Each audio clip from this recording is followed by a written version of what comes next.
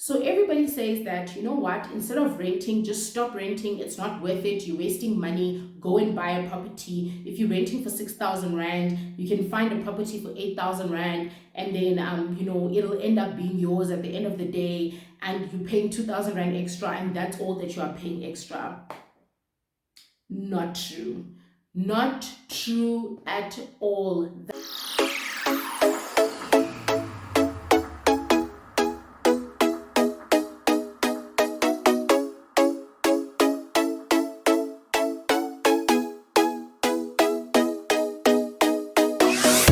Hi team, welcome back to another video, and thank you so much for joining me. If it is your first time here, andiswa.mojapelo, and on this channel we chat about all things related to managing your money and adulting in general. So if that sounds like your type of content, please make sure you smash the red subscribe button at the bottom, and that you give the video a huge thumbs up if you end up enjoying it. Guys, we are at episode 5 of becoming a homeowner. I'm so excited. I've really enjoyed the conversations, and I hope you have too if you have been following. If you haven't, and this is the first video that you watch, please make sure you check out the others as well, because we did build up right from the start and talk about all things that you need to consider when you are looking for a home, when you found your home, and all of those things. And obviously, how do we end the series without talking about the shmoney part of the process, the property costs? So guys, I'm not going to approach this like most videos that I've watched that break down the property costs and the transfer costs and the bond registration costs. There are so many videos about that online. I'm not going to dive too much into that. I'm rather going to look at another part. It doesn't mean I won't mention it, because it's very, very important, but there are certain things that I've seen from the cost side that are not being spoken about as often as I think they should, and that's where I want to focus my energy on.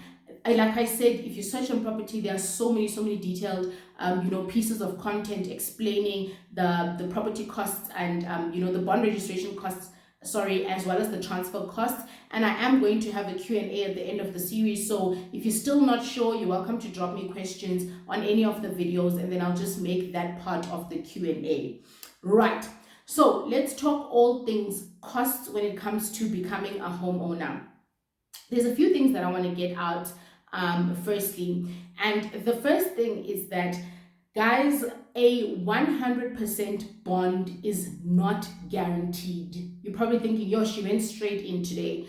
A 100% bond is not guaranteed. A lot of people assume when they are going to buy a property that the bank is going to finance the entire amount and they will just have to work on the bond repayments. That is not true. Banks are becoming more and more cautious as payers start defaulting on their payments and credit scores become bad and interest rates starts rising. Obviously, as a lender, the bank also wants to make sure that it offers themselves the best guarantee of getting their money back, and anything that jeopardizes that or that puts that at risk is going to make them panic, and then they're going to be less likely to lend out funds, or they will lend less out than what they normally would. And I think it's so important for everybody to sink that in. And in certain conversations that I've been a part of, people are like, no, people just say that, but it's not true. The banks want to give away money. Yes, the banks are very open to giving away debt, more specifically bad debt with a high interest rate. But when it comes to car finance and home loans, it's a big commitment. It's a substantial amount. There's assets involved. They need to make sure that they're lending the money to the right person. And it doesn't mean that you're a bad person, obviously, if you're not getting 100%, from the bank. It could be for a number of reasons. For example, like, they believe that your property value, where you're buying it is not the true property value, and therefore they don't think this amount of money should be paid up for that. And for that, they're willing to limit their risk and only give you a specific portion. Other reasons could be your credit score, the amount of money that they think you will be, able to pay off comfortably could also be another reason for them asking you, to finance the rest of the 100%, right? So I think that it's important for us to stress that and to understand it, because it is a reality. There's actually a YouTube video that I bumped into where someone was speaking about the fact that she got 70% from the bank. So the bank, instead of giving her 100% of the loan, they gave her 70%. So think about it this way: you want a property for $1 million, and the bank says here's 700,000. 300,000 needs to come from you cash. We will not finance you for it. We don't know how you're going to find the funds, but all you're getting from us is 700,000. That is a lot of money, because remember, there are other costs that still need to come into play. So if you're already paying the bank 300,000 in cash before those other costs, it's going to get hectic very quickly. Okay, now that that point is across, another one. Banks are very, very cautious about giving people more than 100% when it comes to, home loans. And that used to be a thing before, where the bank would give you more than 100%, and then people would use that additional amount to, pay off their debt, their cars, or like use the money for renovations, or most importantly, use the money for transfer costs and bond registration costs and all of those things. That is becoming less and less common. In fact, when we spoke to our bond registration attorneys, they were like, they really want to do away with that altogether if they haven't already, because already 100% is a lot of money to give someone and expect them to be able to responsibly pay that within a 20-year period. So to now add on top of that and add more money is something that they are trying to mitigate and do less and less of. So that's something that's very important, because often I've heard people say that, the transfer and the bond registration costs, I'll just add that to the bond and then I can just buy my property without having, any cash up front.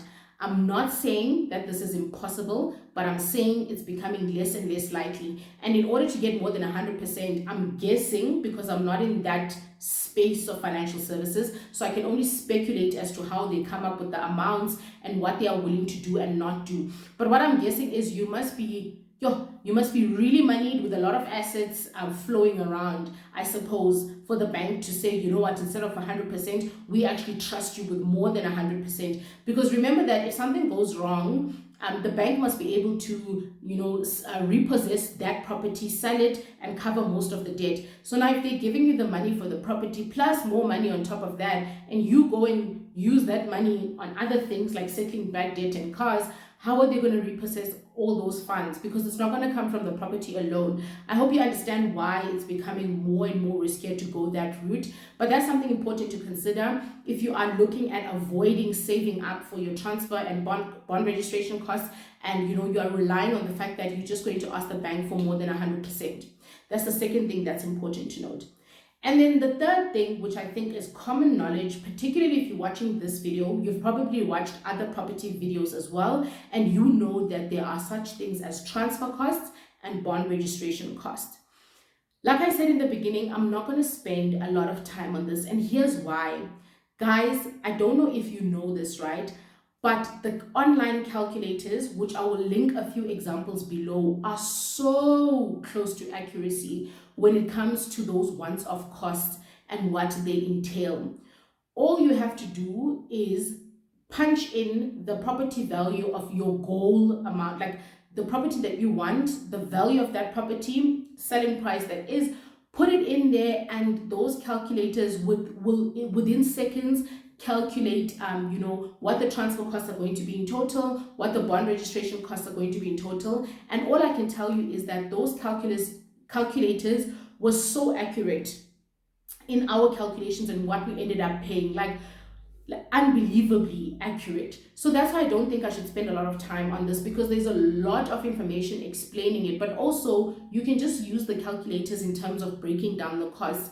And another thing is in my experience, I find that the room for negotiation, because there's also like SARS involved and all of those things there, the room for negotiation is quite tight. And also, obviously, the seller is the one that chooses the transfer attorneys and all of those things. So the numbers that you see are most likely going to be the numbers that you end up paying. Again, not something that's cast in stone, but in our experience, the calculated numbers that we got from the calculator was so accurate, to the ones that we ended up paying. It was probably off by a few rands. So just punch in a number there, play around with a few numbers, and you're going to see what transfer and bond registration costs you are looking at.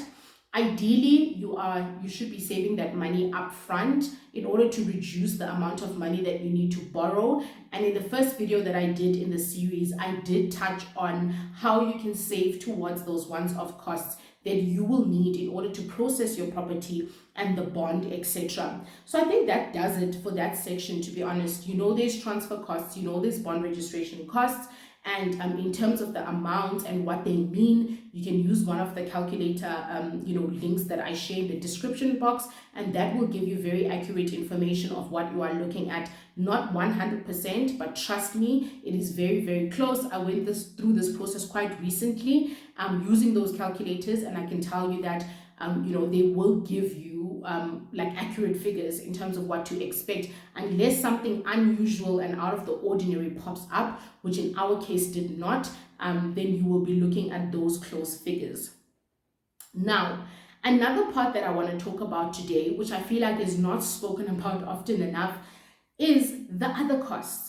So everybody says that, you know what, instead of renting, just stop renting. It's not worth it. You're wasting money. Go and buy a property. If you're renting for 6,000 Rand, you can find a property for 8,000 Rand, and then, it'll end up being yours at the end of the day, and you're paying 2,000 Rand extra, and that's all that you are paying extra. Not true. Not true at all. The other costs over and above your bond are so significant that I think we should actually be spending a lot of time on them, and not only mentioning it in passing. So some of these costs are, number one, your obvious water and electricity. Now, I know that you're thinking, oh, Andiswa, I was using water and electricity, in my apartment that I used to stay in. What's the difference? The difference is you are most likely going to move into a bigger space. A bigger space has more lights, and it's got more bathrooms maybe, and all of those things, and more space, which means more globes, which means more running appliances in a bigger kitchen, and all of those things. And I was laughing with my husband because I was telling him that, you anticipate all these costs, but I think you really take for granted what the space does. Like, you get so happy because of the space, but you don't think about the other costs. And I was also chatting to Lindor the other day on WhatsApp, and she was like, posted a status about how if you are not new to the channel, you know who Lindor is. So she posted a status about how expensive curtains are, and my response to her was saying that, when I wanted a home with a lot of lighting everywhere, I had no idea, like, not that I had no idea, but I wasn't thinking about the costs of the curtains for those 3-meter windows everywhere, right? So think about things like that. The costs that actually come with a bigger place. Water and electricity was the point, not curtains, but your curtains are expensive. But water and electricity are what I wanted to point you guys towards. That's going to be higher, and it's going to be more expensive, and a cost that you need to factor in. The next thing is rates and taxes, which you normally don't pay if you are renting. You don't pay that. The landlord or company would pay that on your behalf. When you have your own property, you will be liable for that on a monthly basis. And I know that sometimes people avoid those costs, but they do add up, and you will have to pay them eventually, whenever that is. So I think just paying them and working them into your budget is probably the best thing you can do for yourself when it comes to costs. The third thing, which is,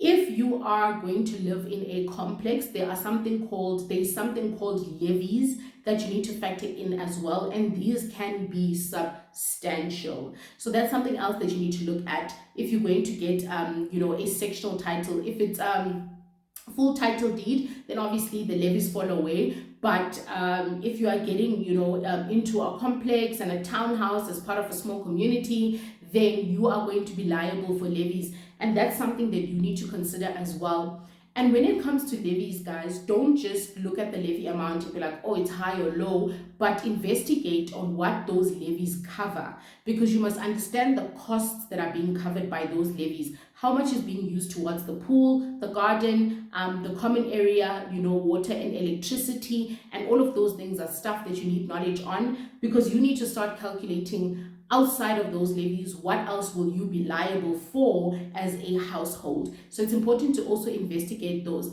But those three things, trust me, like water and electricity, rates and taxes, as well as levies and other things, I suppose, if you live in a different type of area, are so important to consider. The reason I say this and emphasize it is because when I calculated these three total costs for our property, they come out to 40% of the bond amount, right? So imagine 40% of the bond amount that is going to be added on top of that bond amount that you're paying on a monthly basis. So let's use an example. You look for a property of, let's say, 12,000 Rand. I hope my maths is not going to kill me here, but it was pretty good last time I checked. So you look at a property of, let's say, 12,000 Rand, bond repayment, and you're like, okay, this is something you can handle. This is something you are comfortable with, and all of those things, and you exclude the other additional costs. If you also work with a 40% basis, it means that 4,800 Rand in total is going to be added to that 12,000 Rand bond repayment that you're paying the bank. So you're going to pay the bank 12,000 Rand, plus you're going to pay 4,800 Rand if you use the 40% as an estimate on top of that. That works out to 16,800 every single month before you even, start estimating all the other things. This is just a random example. So just think about those figures in your head and imagine. So you can even use 10,000 Rand as an example. 10,000 Rand bond repayment, 40% is 4,000 Rand. That means you're actually realistically looking at 14,000 Rand on a monthly basis. So just make sure that you do factor in these costs and that you are not only looking at the bond amount on its standalone. You need to look at the other costs as well. Otherwise, you're going to find yourself in a position where you go, I thought I could afford a home and I thought I had it all, budgeted for and saved for. But meanwhile, these costs now look like they are creeping in. So those are all the things that I think you should consider when it comes to property costs, specifically the last part, which is the other costs. Please make sure that you do those calculations correctly. You know what's going where. Before you buy a property, ask for previous statements. If the sellers are serious, then they're really going to help you out with that type of information. So you can start estimating, what are some of the additional costs that you need to factor in when you buy a property, so that you can look at a holistic amount and then you can make an informed decision. Instead of thinking that you're no longer going to pay 7,000 rent, you're now going to pay a 10,000 bond. Now you're not going to pay 7,000 anymore, but you're actually going to pay 14,000, which is double the rent amount and quite significant. Guys, thank you so much for tuning in for episode 5 of the Becoming a Homeowner series. If you enjoyed it, don't forget to give me a huge thumbs up. And also, if you made it to the end of the video, please drop a house in the comment section so I can see that you were tuned in throughout. Thank you so much for joining me again. I will see you in the final episode of Becoming a Homeowner, which is going to be a story time. Bye, guys.